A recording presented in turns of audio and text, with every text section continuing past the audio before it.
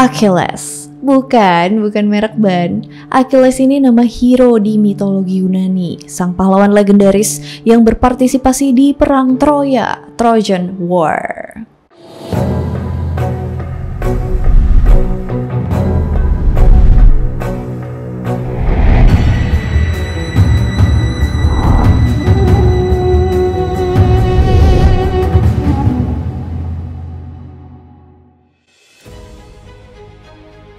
Masih ingat Jason and the Argonauts kan? Dan juga petualangan mereka nyari bulu domba emas.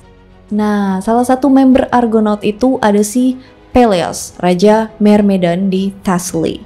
Peleus ini juga cucunya Zeus. Selain ikutan jadi Argonauts, dia juga ternyata ikutan petualangan Hercules pas ngelawan suku Amazon.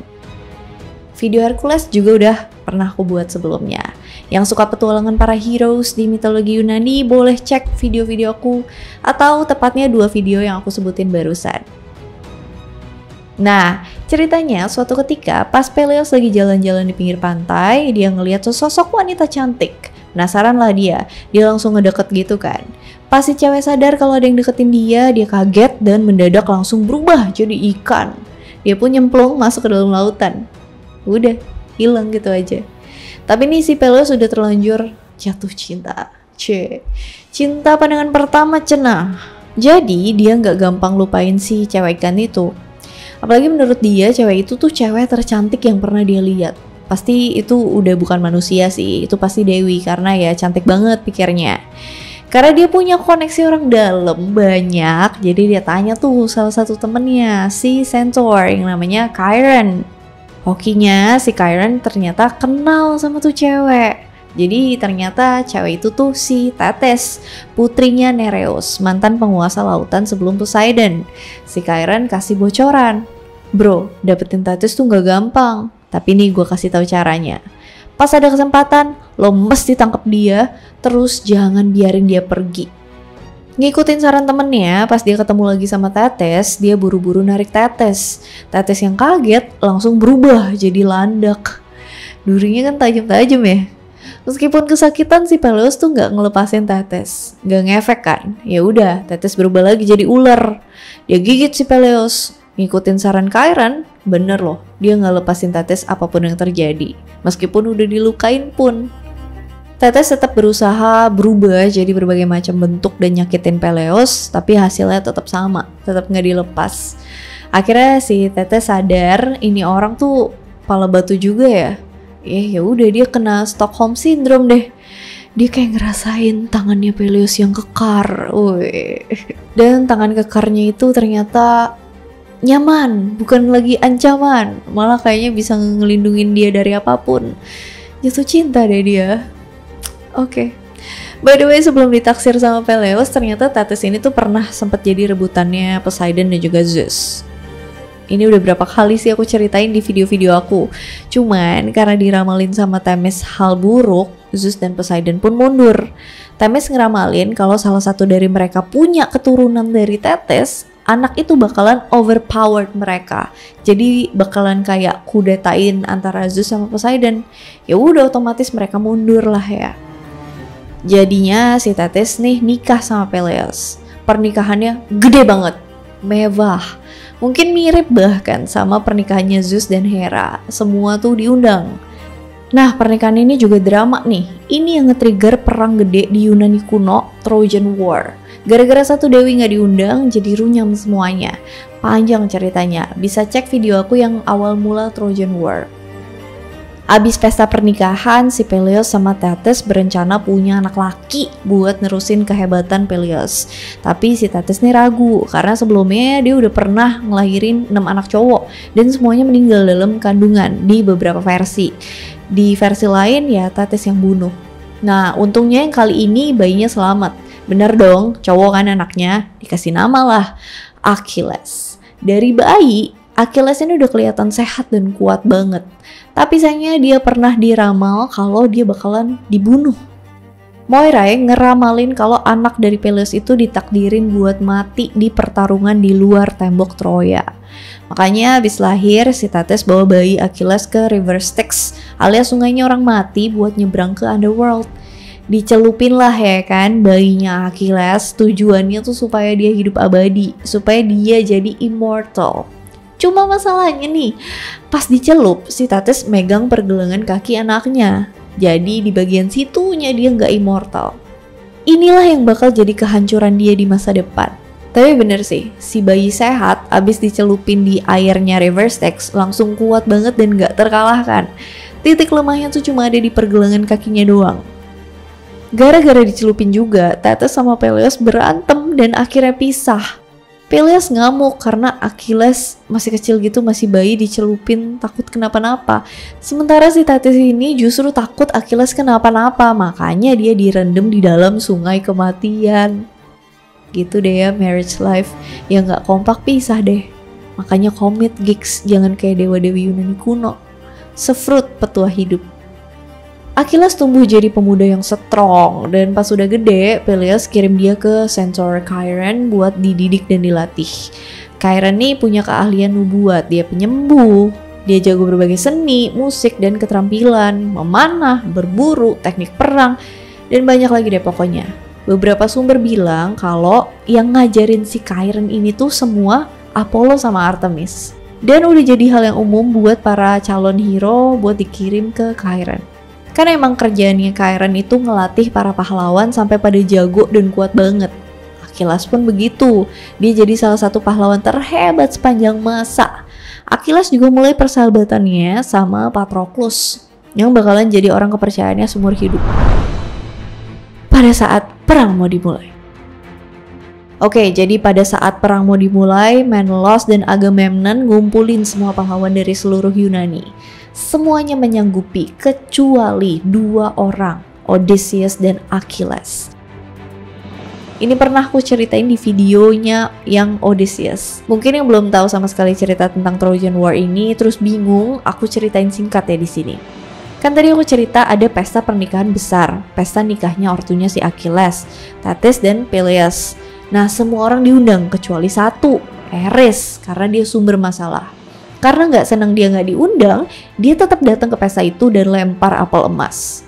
Dia bilang cuma yang paling cantik yang berhak memiliki apel emas itu. Alhasil, para dewi konsultasi ke pemuda yang namanya Paris, dan Paris milih Aphrodite sebagai predikat dewi tercantik. Ini kenapa? Karena Paris tuh sempet dijanjiin sama Aphrodite kalau dia bakalan dapetin wanita tercantik di Yunani pada saat itu, yaitu Helen dari Sparta. Tapi pas itu si Helen tuh udah nikah sama Menelaus. Paris pun nyulik Helen, mereka kabur berdua dan abis itu heboh deh semua. Kenapa? Kenapa kok semua orang tuh mau bantuin Menelaus buat ngambil Helen balik? Karena Odysseus. Jadi waktu itu ada sayembara buat nyari calon suami Helen. Si Odysseus ini gak tertarik sama sekali sama si Helen karena dia naksir sama sepupunya Helen, si Penelope. Karena juga pelamar Helen banyak banget kan waktu itu. Jadi males lah ya. Odysseus pun bikin kesepakatan sama bapaknya Helen buat dapetin Penelope. Dia bikin semua pelamar bersumpah kalau mereka bakalan sportif dan mereka harus hormatin pilihan raja. Dukung siapapun yang kepilih dan bantuin pasangan itu kalau mereka ketimpa nasib buruk di kemudian hari. Tapi dia yang bikin semua orang sumpah, dia juga yang ngingkarin karena dia mager harus perang dan ninggalin kehidupan sempurnanya. Ya kayak mager banget harus perang demi istri yang gak setia, logikanya si Odi. Bener juga sih. Jadi kan aku bilang 2 orang ya yang menghindar dari perang. Yang pertama Odysseus, satu lagi Achilles.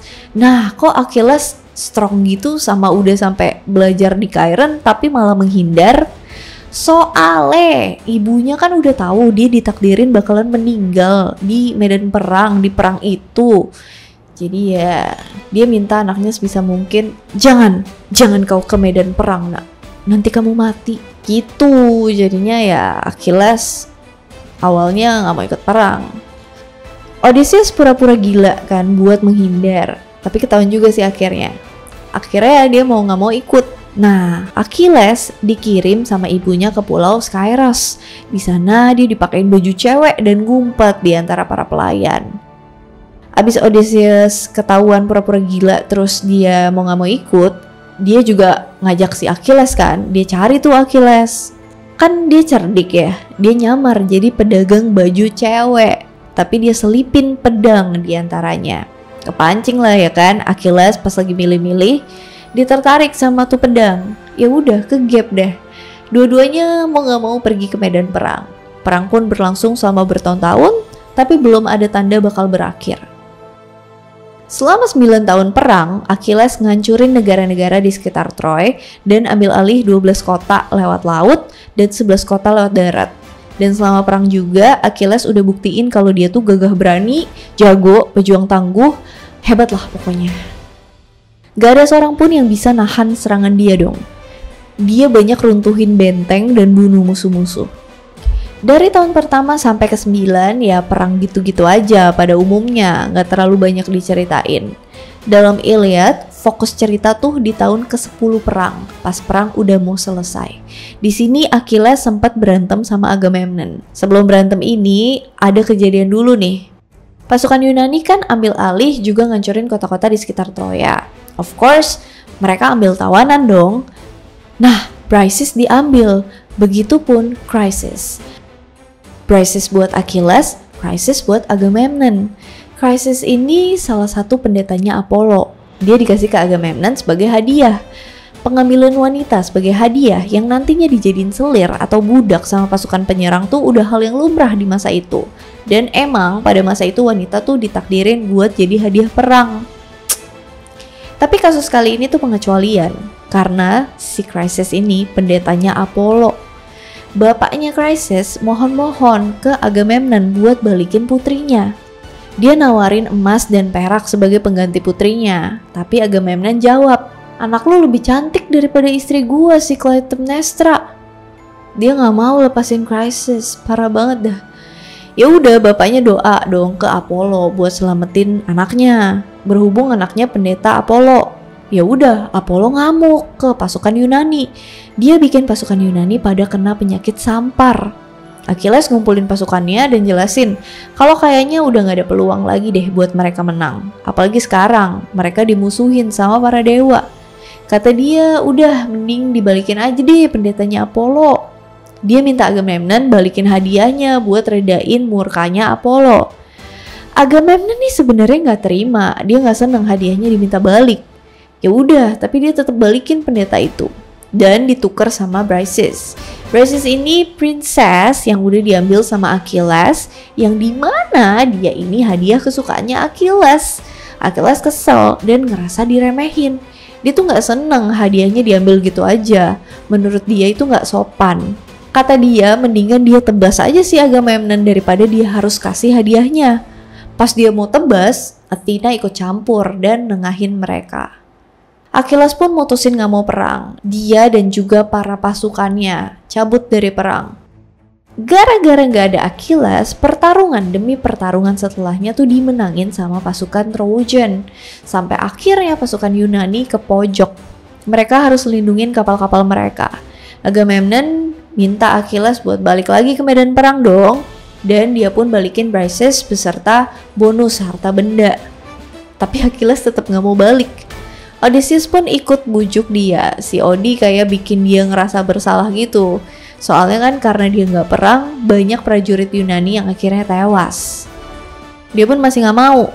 Sampai temen deketnya si Achilles, si Patroclus, dia tuh udah gak betah. Dia udah gak bisa diem terus. Dia pun mutusin buat, ya udah lo gak mau balik ke medan perang, gue aja yang balik. Dia gak ngikutin perintahnya Achilles. Ya udah, Achilles setuju kalau si Patroclus mau balik ke medan perang, silakan. Achilles pun kasih armor dia buat si Patroclus. Dia juga kasih anak buahnya buat ngelindungin kapal-kapal pasukan Yunani. Tapi Achilles tetap ngerasa nggak bisa pergi karena dia udah nggak dihormatin sama Agamemnon. Tapi kalau misalnya perangnya sampai nyentuh kapalnya Achilles, dia bakalan turun ke medan perang.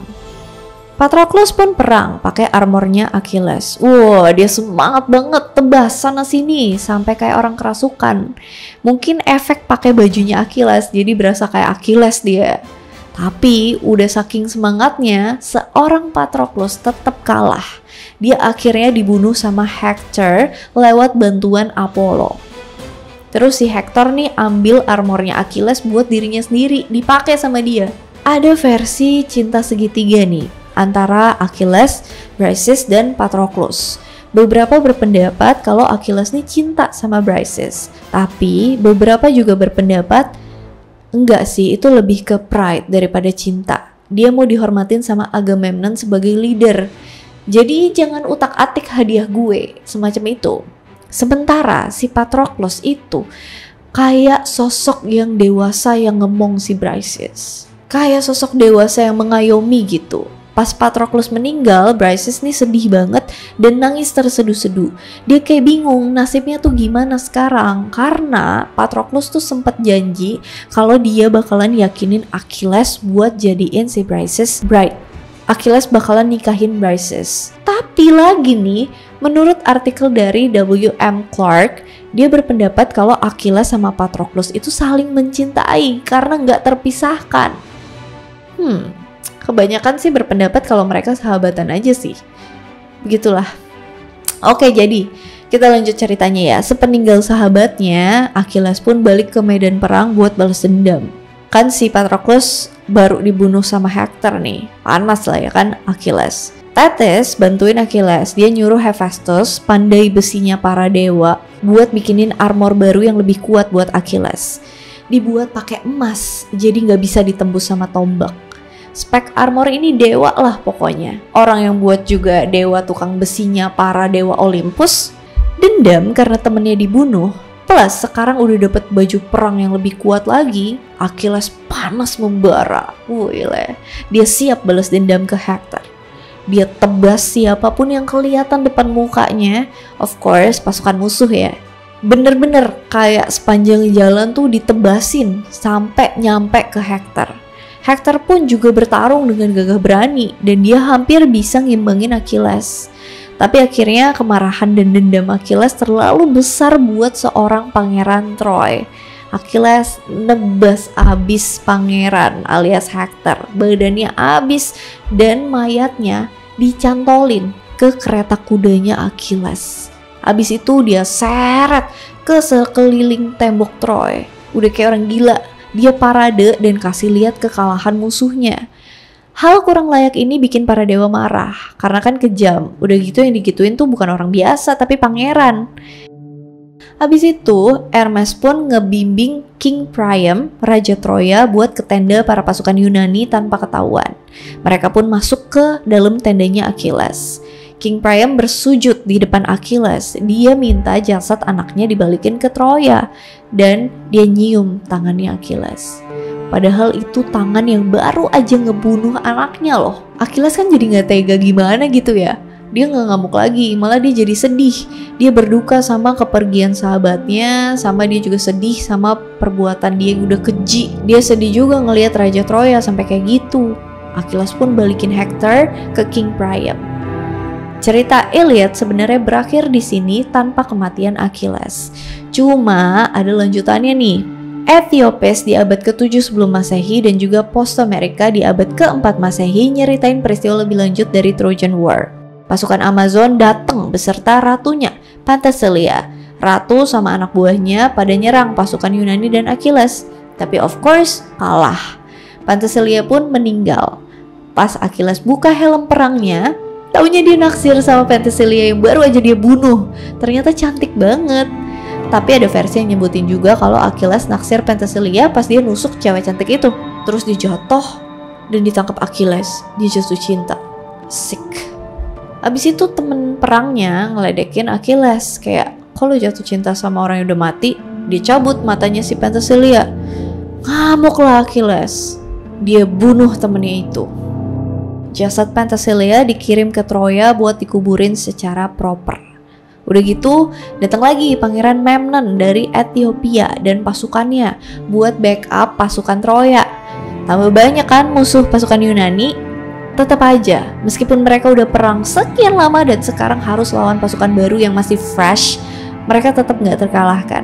Ya karena ada Achilles. Pasukan Troya dipukul mundur. Abis kematian Patroclus, Antilochus jadi temen terdekatnya Achilles. Pas Memnon bunuh Antilochus, Achilles sekali lagi balas dendam di medan perang. Sisa Achilles by one sama Memnon. Dan kayak pahlawan lainnya yang ngelawan Achilles, Memnon pun kalah. Nah, tadi udah dibilang kan kalau para dewa itu nggak memihak pasukan Yunani lagi karena parade Achilles yang keji. Udah gitu Apollo kan udah sensi karena pendetanya tuh diutak-atik. Jadi si Apollo bimbing Paris. Iya, Paris yang nyebabin perang ini terjadi buat manah Achilles. Paris pun manah Achilles sesuai petunjuk Apollo dan pas banget kena pergelangan kakinya. Achilles pun meninggal. Ada versi lain juga tentang kematian Achilles yang gak banyak orang yang tahu nih. Ada ramalan yang bilang kalau Troy gak bakalan kalah kalau saudara laki-lakinya Polyxena, Pangeran Troilus, mencapai usia 20 tahun. Mereka ini anaknya King Priam ya. Ternyata pas perang Troya, Polyxena dan Troilus tuh disergap dan Troilus dibunuh sama Achilles yang langsung naksir sama Polyxena. Achilles yang masih berduka sama kematian Patroclus ngerasa kata-kata Polyxena tuh menghibur dia. Achilles pun percaya sama Polyxena. Dia nyeritain satu-satunya kelemahannya, tumitnya yang rapuh.